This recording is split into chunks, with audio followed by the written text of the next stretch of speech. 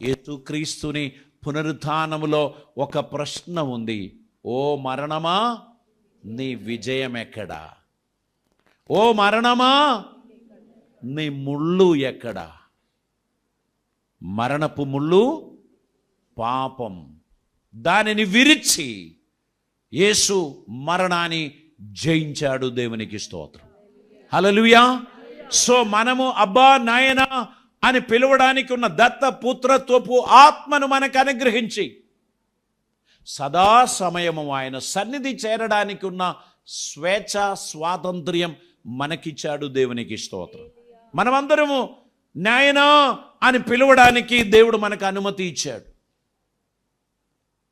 బాంచం కాలు మొక్కుతా అని చెప్పాల్సిన అవసరం లేదు.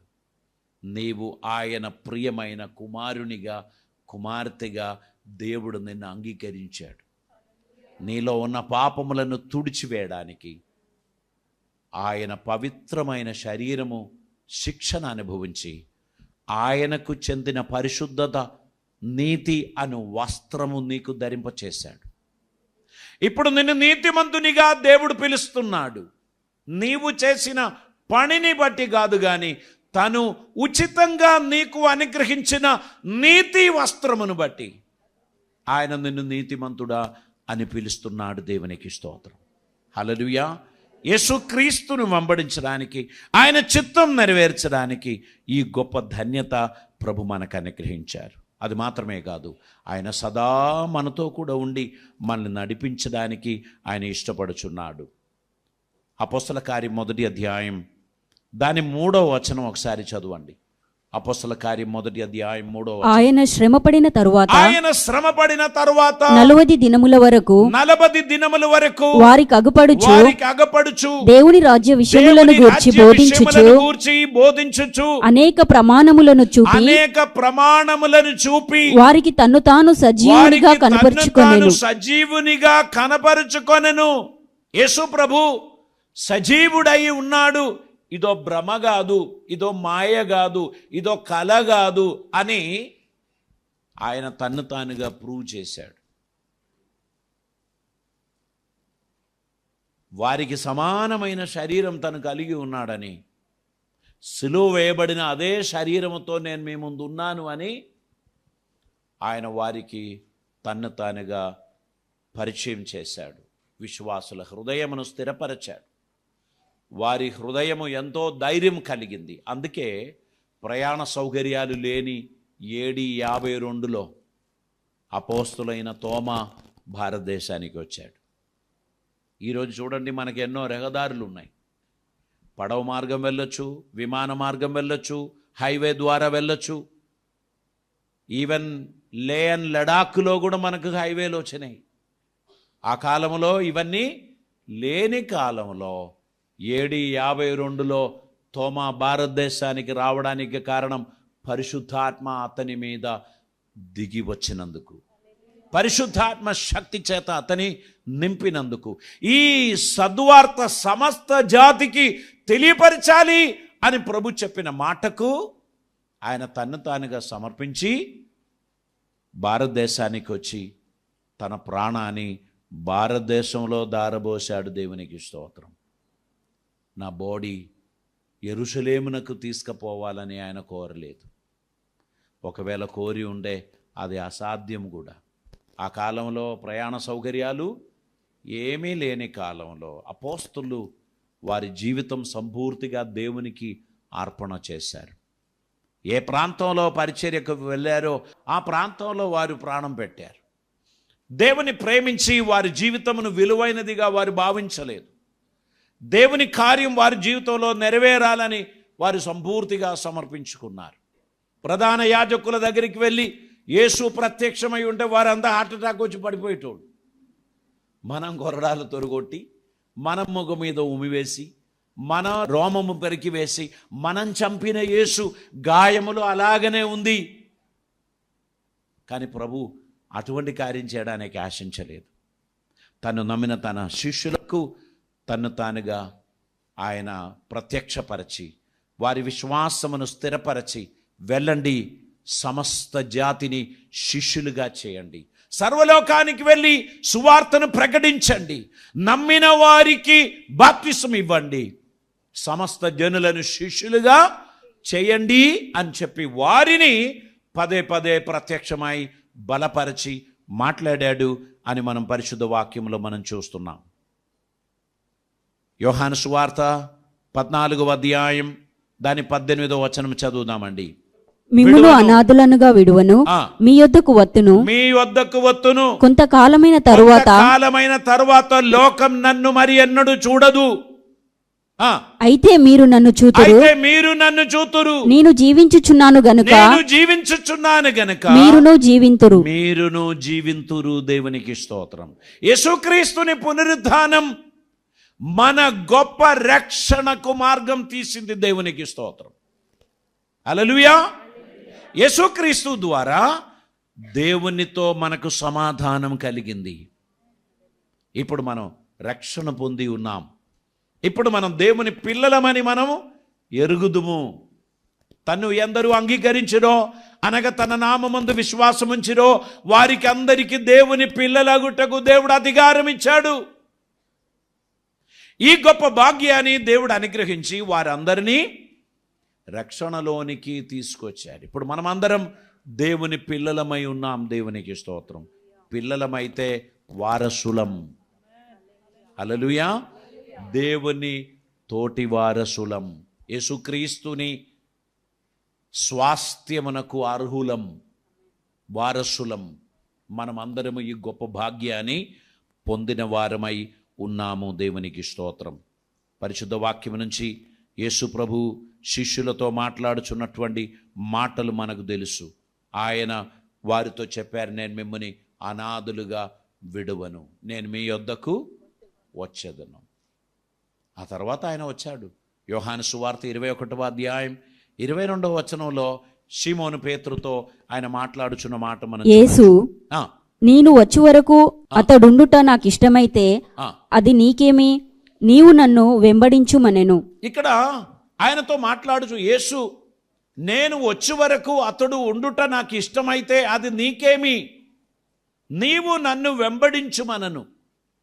మనకందరికి పునరుద్ధానుడైన యేసు చెప్పిన మాట ఏంటి తెలుసా? ఫాలో మీ, నన్ను వెంబడించు. యేసుక్రీస్తును అడుగుజాడలో నడవడానికి మనం అందరం పిలువబడిన వారు. ఇష్టం వచ్చినట్టు నడిచి మీ వెంట వచ్చున్నాము అని చెప్తే ఆయన దొరకడు మనకు. మనం ఏం చేయాలి? ఆయన వెంట పోవడానికి విడిచిపెట్టవలసిన వాటన్నిటిని వదిలిపెట్టాలి. ఆయనకిష్టమైన బిడ్డలుగా మనం నడవాలి.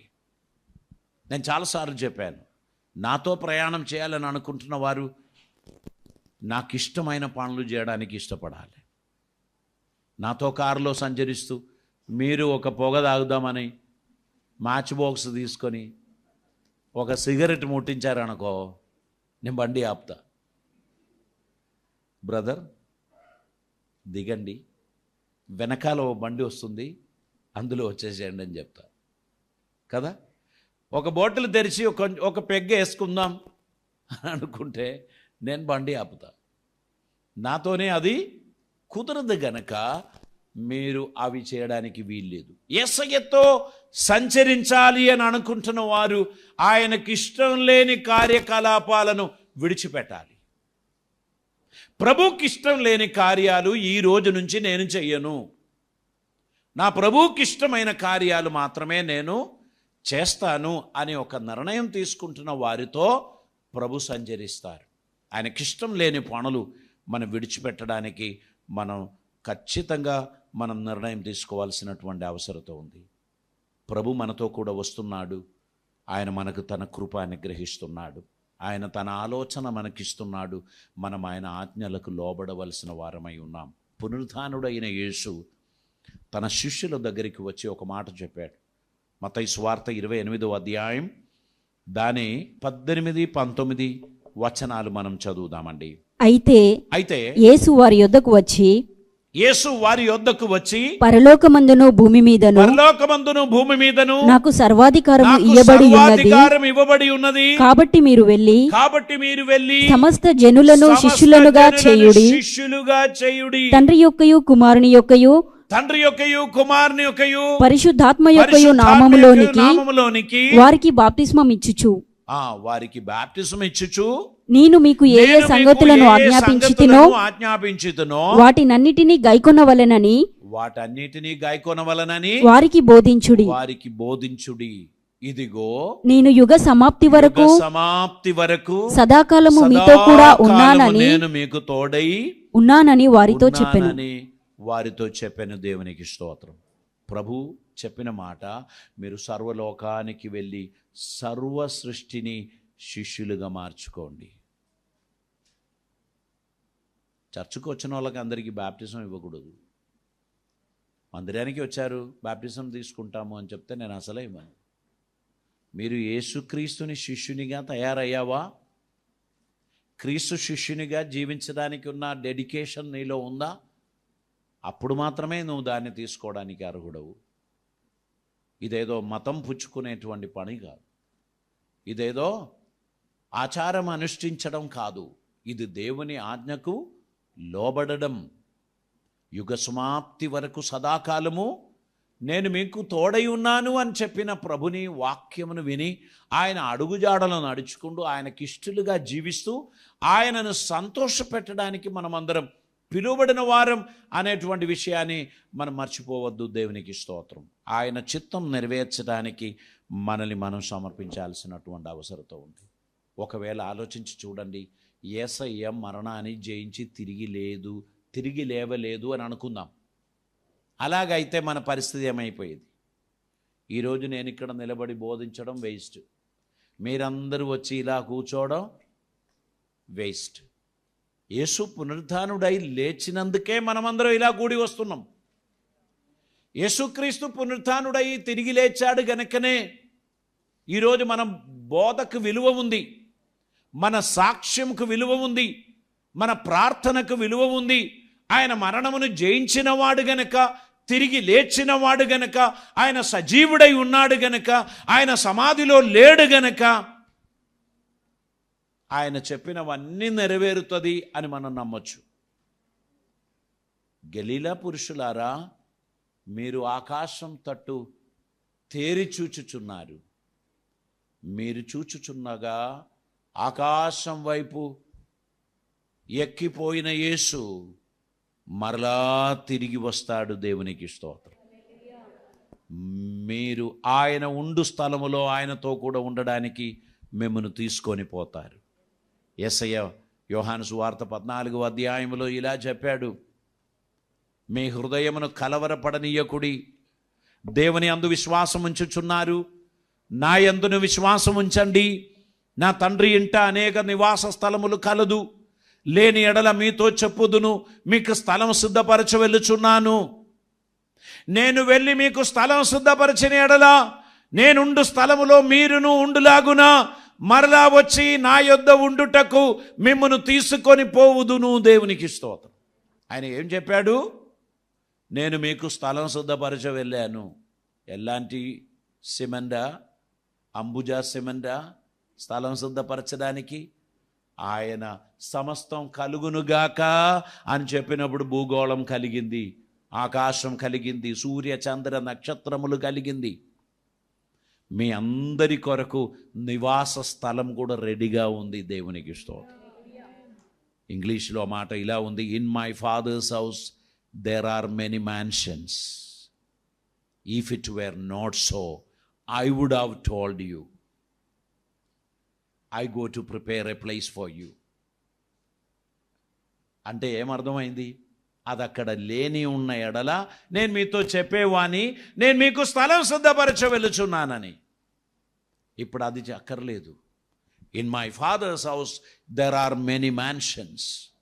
అక్కడ ఎన్నో భవనాలు ఉన్నాయి, అవి లేకపోయిన ఎడల నేను మీతో చెప్పేవాని.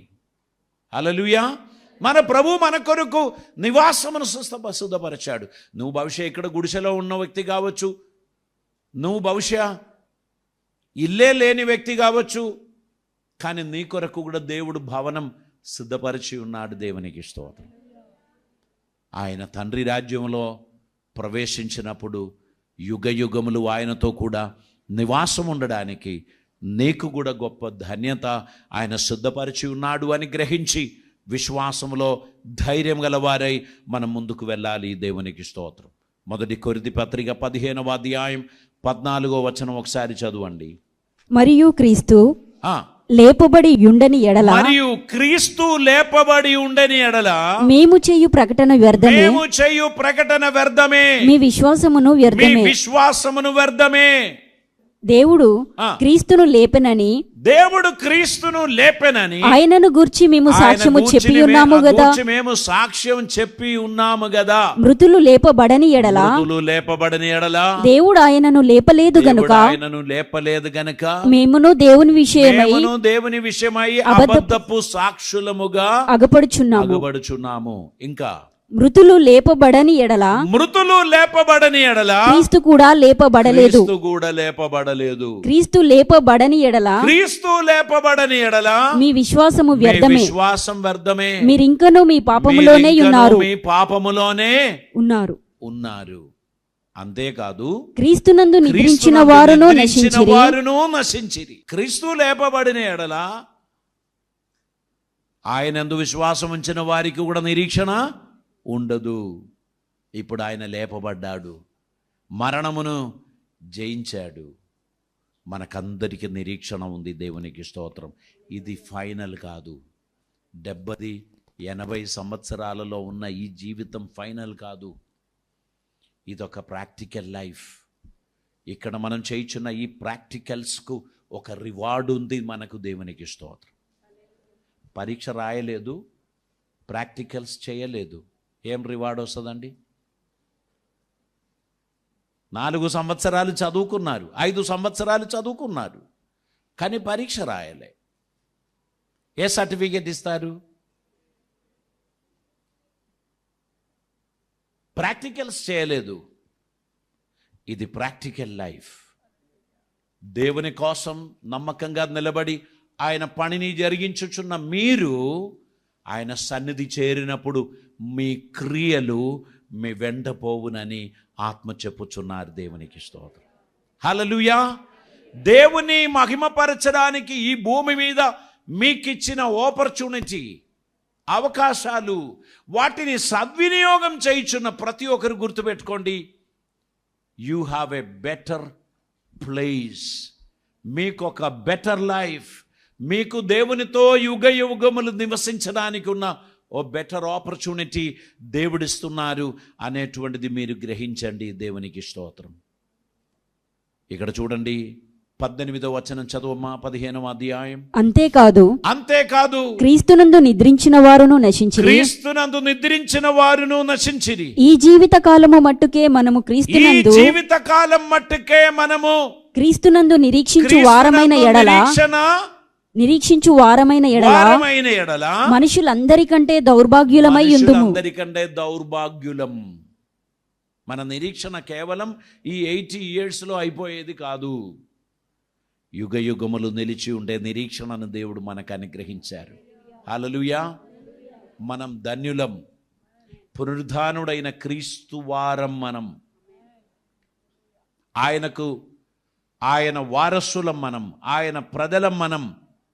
గనుక ఆయన రాకడలో ఎత్తబడడానికి సిద్ధపాటు కలిగి మనం ఉన్నాము అని గ్రహించి ఆసక్తితో ప్రభును సేవించడానికి మన జీవితాన్ని మనం సమర్పిద్దాం. అద్భుతకరుడైన దేవుడు, ఆశ్చర్యమైన కార్యములు మన జీవితంలో జరిగించుచున్న దేవుడు నీ కోసం, నా కోసం అత్యద్భుతమైన కార్యములు చేయుచున్నాడు. గనుక నిరీక్షణను విడిచిపెట్టకుండా ధైర్యం గల వారిగా ఆయనను మనం సేవించాలి, ఆయన చిత్తం మనం నెరవేర్చాలని ప్రభు మన గురించి ఆశించుచున్నారు. దేవునికి స్తోత్రం. కనుక ప్రియులారా, నీ కోసం, నా కోసం త్యాగం చేసిన రక్షకుని ఏనాడు మర్చిపోవద్దు, ఏనాడు నిర్లక్ష్యం చేయొద్దు, ఏనాడు ఆయన ప్రేమను మీరు త్రోసివేయొద్దు. ఆయన కృపకు మీరు పాత్రులని గ్రహించి ఆయన చిత్తం నెరవేర్చడానికి మిమ్మల్ని మీరు సమర్పించుకోవాలి. ఈ ప్రభు ఈరోజు మన కోసం విజ్ఞాపన చేస్తున్నాడు. తండ్రి కుడి పార్శ్వమందు మన కోసం ఆయన విజ్ఞాపన చేస్తున్నాడు. ఆయన అతి త్వరగా మనల్ని చేర్చుకోవడానికి రాబోచున్నాడు. ఈ గొప్ప భాగ్యాన్ని జీవితంలో తెలుసుకున్నవారు, సామాన్యులుగా ఈ లోకంలో జీవించడానికి వీల్లేదు. అసామాన్యమైన ఆశీర్వాదములను దేవుడు మనకు దయచేయబోచున్నాడు అని గ్రహించిన కొలది అసామాన్యమైన జీవితం కొరకున్న ఒక సిద్ధపాటు మన జీవితంలో ఉండాలి. పర్వాలేదు, మట్టి కోసం మాణిక్యమును వదిలిపెట్టొద్దు. మట్టినైనా వదిలిపెడతా కానీ నేను మాణిక్యమును విడవను. దేవుడు నాకు చూపించిన రక్షణ అది మాణిక్యము కన్నా విలువైనది. వెండి బంగారం లాంటి క్షయమైన వస్తువు కాదు నా రక్షణ. అది నిర్దోషమైన గొర్రెపిల్ల యొక్క విలువైన రక్తము చేత నాకు అనుగ్రహింపబడిన భాగ్యం. నా పాపభారము తుడిచివేశాడు, తొలగిపోయింది. నేను నిరీక్షణ కలిగిన వానిగా ఆయన సన్నిధిలో ఉన్నాను. ఏ యోగ్యత లేని నన్ను ఆయన చేరదీశాడు. ఈ రక్షణ భాగ్యం నాకు ఇచ్చాడు. ఈ గొప్ప ఆనందానికి నన్ను పాత్రునిగా చేశాడు. గనుక నేను అధైర్యపడను. చివరి శ్వాస వరకు ఆయన కోసమే నిలబడడానికి నేను నిర్ణయం తీసుకుంటున్నాను. ఇది మన జీవితంలో అవసరం. క్రైస్తవులారా, జీవితానికి ఒక క్రమశిక్షణ మనకు రావాల్సినటువంటి అవసరత ఉంది. మన ఆరాధన సమయము పాటించవలసిన అవసరత ఉంది. ఈరోజు మనమందరం కలిసి దేవుని ఆరాధిస్తున్నాం. పునరుత్థాన పండుగ అయిపోయిందని చెప్పి లెవెల్ లేకుండా, రోడ్డుకు వెడల్పు సరిపోకుండా చాలామంది తిరుగుతున్న గుంపులో మీరు చేరొద్దు. హల్లెలూయా. సన్ రైజ్ సర్వీస్ మనకి లేదా అని అడిగారు. లేదన్నాను. ఎందుకు తెలుసా? 7 గంటలకు అది ముగించి మళ్ళీ లెవెల్ లేకుండా తిరగడానికి. మనకు అది లేదని చెప్పాను. క్రాకర్స్ పేల్చి యేసు పునరుత్థానుడై లేచాడు అని చెప్పి సంబరాలు చేసి వైన్ షాపు ముందు లైన్ కట్టి, క్రైస్తవులకు సిగ్గుండాలి. యేసుక్రీస్తు పాపమును పరిహరించడానికి, అపవాదిని లయపరచడానికి లోకానికి వచ్చి పాపమునకు ప్రాయశ్చిత్తం చేసిన యేసుని అవమానపరచడానికి ఈస్టర్ పండుగ రోజు సాతానుగాడు అనేక మంది క్రైస్తవులకు మత్తు కలుగజేశారు. ఒంటి మీద బట్టలుందో అనేది కూడా తెలియని పరిస్థితిలో ఉన్నారు కొందరు.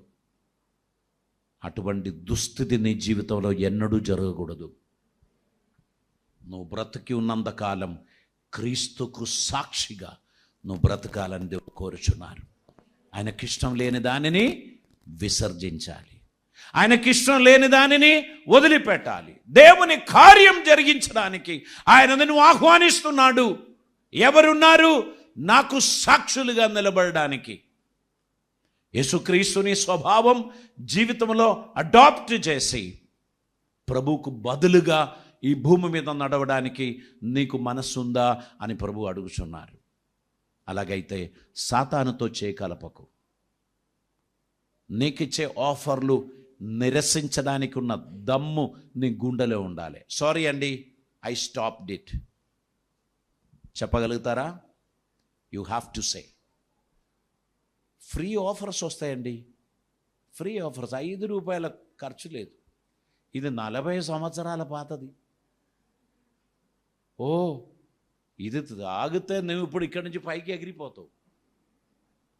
వద్దండి, నేను కిందనే ఉంటా. నా ప్రభు నా పాపములను క్షమించిన దానికి నేను ఆయనకు కృతజ్ఞతాస్తుతులు చెల్లించి జీవించాలే తప్ప ఈ పనికి మాలిన తాగి నేను నా దేవునితో నాకున్న సంబంధాన్ని తెంచుకోను. నా కోసం ప్రాణం పెట్టిన నా రక్షకుడు నన్ను చూస్తున్నప్పుడు ఆయన తలదించుకున్నట్లు నేను చేయను. Well done my son, you stood for me, you kept your faith, you finish your race. నీ పరుగును తుదముట్టించావు, నీ విశ్వాసమును కాపాడుకున్నావు, నువ్వు నాకు సాక్షిగా నిలబడ్డావు, చాలు అని చెప్పిన ప్రభుని ముఖం చూడాలనే ఒక ఆశతో ఆయన సన్నిధానంలో ఆసక్తి కలిగిన వారిగా ముందుకు సాగడానికి మన జీవితాన్ని సమర్పిద్దాం. పరిశుద్ధాత్మ దేవుడు ఈ మాటల చేత మనలని ఆదరించిన గాక, మనందరిని దీవించిన గాక. తలలు వంచుదాం, ప్రార్థన చేద్దాం. పరిశుద్ధమైన తండ్రి, కృపామయుడైన దేవా, నీకు వందనాలు. అద్భుతమైన నీ సన్నిధి కొరకై స్తోత్రం, నీ కృప కొరకై స్తోత్రం, నీ సన్నిధి కొరకై స్తోత్రం, మాతో మాట్లాడిన మీ మాటల కొరకై స్తోత్రం. తండ్రి, మేము నీ సన్నిధిలో నిర్ణయం తీసుకోవడానికి ఈరోజు మీరు మాకు కృపనిచ్చినందుకు స్తోత్రం, కరుణించి మమ్మల్ని ఆదరించినందుకు స్తోత్రం. ఈరోజు మేము తీసుకున్న నిర్ణయంలో శాశ్వతంగా నిలబడడానికి, చివరి శ్వాస వరకు నీ సాక్షులుగా నిలబడడానికి తగిన కృప మాకు దయచేయమని ప్రార్థిస్తున్నాం. దుష్టుడు పెట్టిన ప్రతి కాడి యేసు నామమున విరిగిపోవును గాక, అద్భుతమైన కార్యములు జరుగును గాక. నీ బిడ్డలందరినీ ఆశీర్వదించమని, కృపలతో భద్రం చేయమని, దీవెనలతో నింపమని, అద్భుత కార్యములు జరిగించమని, యేసయ్య నీ సన్నిధి ప్రసాదించుమని, కృప చూపమని యేసయ్య పవిత్ర నామమున అడిగి ప్రార్థిస్తూ ఉంటున్నాం పరమ తండ్రి. ఆమేన్, ఆమేన్.